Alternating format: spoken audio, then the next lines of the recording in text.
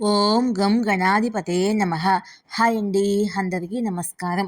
మనం ఈరోజు ఈ వీడియోలో జూలై 6వ తేదీ తొలి ఏకాదశి.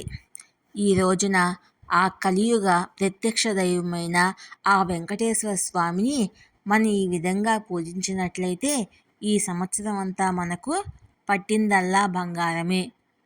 మనం చేసిన పూజలకు రెట్టింపు ప్రతిఫలం లభిస్తుంది.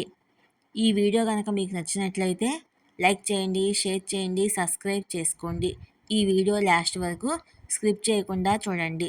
Please subscribe me, support me. Thank you for watching. Ashadha మాసంలో వచ్చే ఏకాదశిని తొలి ఏకాదశి అంటారు. ఈ నెల జూలై 6వ తేదీన ఆదివారం నాడు తొలి ఏకాదశి పండగ వచ్చింది. అత్యంత శక్తివంతమైన పండగల్లో తొలి ఏకాదశి ఒకటి. ఈ రోజున చేసే విష్ణు పూజలకు కోటి జన్మల పుణ్యఫలం లభిస్తుంది. మీ కష్టాలన్నీ వెంటనే తొలగిపోయి మీ కుటుంబానికి సిరి సంపదలు కలుగుతాయి. శక్తివంతమైన తొలి ఏకాదశి పూజా విధానము, పాటించాల్సిన విధి విధానాల గురించి మనం ఇప్పుడు తెలుసుకుందాము. జూలై 6వ తేదీన ఆదివారం నాడు తొలి ఏకాదశి పండగ వచ్చింది. ఈ తొలి ఏకాదశి రోజున ముక్కోటి దేవతలందరూ భూమిపైకి వచ్చి విష్ణుదేవుణ్ణి పూజిస్తారు. కాబట్టి ఇంతటి శక్తివంతమైన తొలి ఏకాదశి రోజున ఎవరైతే వెంకటేశ్వర స్వామిని పూజిస్తారో అలాంటి కుటుంబాలకు అఖండ రాజయోగం సిద్ధిస్తుంది. ఈ తొలి ఏకాదశి పండగ రోజున ఇంట్లో పూజ చేసే ఆడవాళ్ళు తెల్లవారుజామున నిద్రలేచి ముందుగా ఇల్లంతా శుభ్రం చేసుకోవాలి. అయితే ఇంటిని శుభ్రం చేసేటప్పుడు నీటిలో కొంచెం రాళ్ళ ఉప్పుని వేసి ఇల్లంతా శుభ్రం చేసుకోండి. ఇంట్లో ఉన్న నెగిటివ్ ఎనర్జీ మొత్తం తొలగిపోతుంది. ఈ ఏకాదశి రోజున ప్రతి ఒక్కరూ తప్పనిసరిగా తలస్నానం చేయాలి. తొలి ఏకాదశి రోజున తలస్నానం చేసేటప్పుడు నీళ్ళల్లో 2 తులసి ఆకుల్ని వేసుకొని తలస్నానం చేస్తే జాతక దోషాలన్నీ తొలగిపోయి విశేషమైన పుణ్యఫలం లభిస్తుంది. అలాగే ఈ తొలి ఏకాదశి రోజు ఇంటి గుమ్మానికి మామిడి ఆకులు కట్టుకోవాలి. ఇంటి గుమ్మానికి మామిడి ఆకులు ఉంటే మీ ఇంట్లోకి దేవతలు అడుగు పెడతారు. అలాగే ఇంటి గడపలకు పసుపు రాసి ఇంటి ముందు ముగ్గులు వేసుకోవాలి. ఇంట్లో పూజ చేసే ఆడవారు పసుపు రంగు వస్త్రాలను ధరించి పూజిస్తే మీ పూజలకు రెట్టింపు పుణ్యఫలం కలుగుతుంది. ఇంట్లో పూజ ప్రారంభించే ముందు ఆడవాళ్ళు కాళ్ళకు పసుపు రాసుకొని పాపిట్లో కుంకుమ బొట్టు పెట్టుకొని ఇంట్లో పూజ ప్రారంభించాలి. సాధారణంగా ఇంట్లో పూజ చేసేటప్పుడు దేవుని పటాలకు పసుపు రాసి కుంకుమ బొట్లు పెట్టుకుంటాము. కానీ తొలి ఏకాదశి రోజు మాత్రం దేవుని పటాలకు గంధం రాసి కుంకుమ బొట్లు పెట్టుకోవాలి. పూజ గదిలో ఉన్న వెంకటేశ్వర స్వామి పటాన్ని పసుపు రంగు పూలతో నిండుగా అలంకరించుకోవాలి. అలాగే తులసి మాలను కూడా సిద్ధం చేసుకొని స్వామివారి పటానికి వేయండి. ఈ తొలి ఏకాదశి రోజున విశేషంగా పిండి దీపాలు వెలిగించాలి.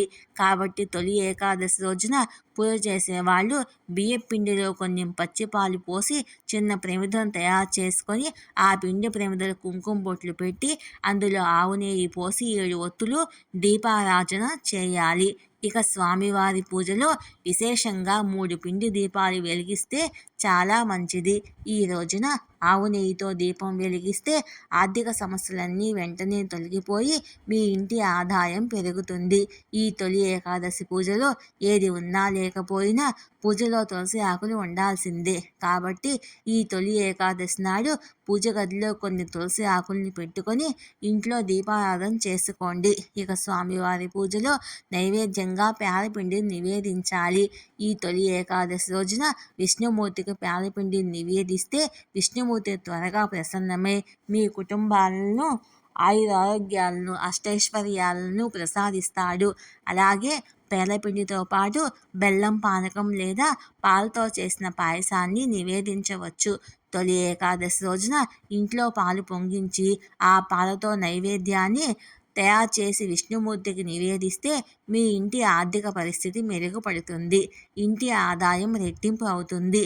ధన ధాన్యాలకు కొరత ఏర్పడకుండా ఉంటుంది. ఇక స్వామివారిని పూజించేటప్పుడు తప్పనిసరిగా విష్ణు సహస్రనామాలు చదువుకోండి, లేకపోతే గోవిందనామాలను చదువుకోవాలి.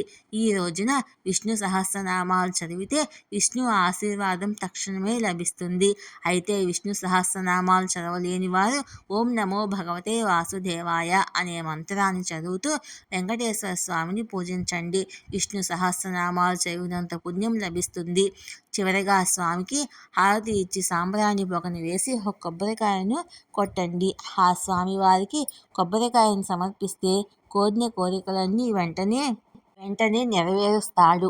ఏదైనా సమస్యతో బాధపడేవారు మీ సమస్యల నుంచి వెంటనే బయటపడాలంటే వెంకటేశ్వర స్వామికి కొబ్బరికాయను సమర్పించి మీ సమస్యలన్నీ వెంటనే తొలగిపోవాలని భక్తి శ్రద్ధలతో స్వామివారికి చెప్పుకోండి.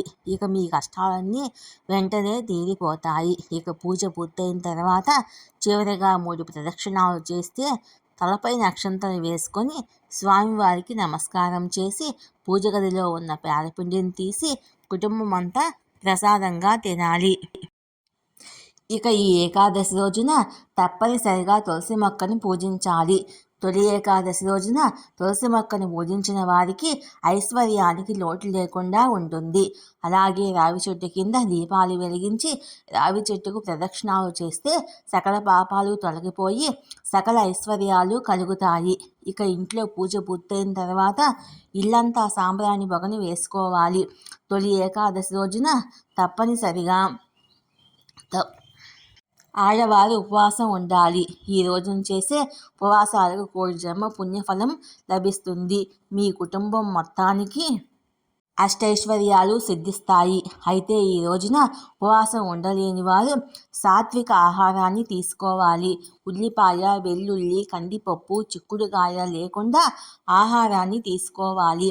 తొలి ఏకాదశి ఆదివారం వచ్చింది కాబట్టి చాలామంది మాంసాహారాన్ని తింటారు. కానీ పొరపాటున కూడా తొలి ఏకాదశి రోజున మాంసాహారం తినకూడదు. ఈ ఏకాదశి వ్రతాన్ని ఆచరించే ఆడవారు మధ్యాహ్న సమయంలో నిద్రపోకూడదు. అలాగే మంచం పైన కూర్చోకూడదు. తొలి ఏకాదశి రోజున సాయంత్ర సమయంలో ఇంటి ముందు 2 దీపాలు వెలిగించాలి. సాయంత్ర సమయంలో ఇంటి ముందు దీపాలు వెలిగిస్తే మీ ఇంటిలోకి లక్ష్మీదేవి వెంటనే అడుగు పెడుతుంది. ఈ పవిత్రమైన రోజున పేదలకు దాన ధర్మాలు చేయాలి. తొలి ఏకాదశి రోజున పేడపిండిని దానం చేస్తే గొప్ప పుణ్యఫలం లభిస్తుంది.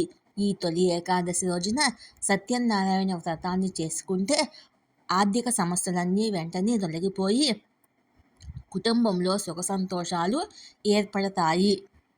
ఈ తొలి ఏకాదశి నాడు ఇంట్లో ఉన్న ఆడపిల్లలందరూ కాళ్లకు పసుపు రాసుకోవాలి.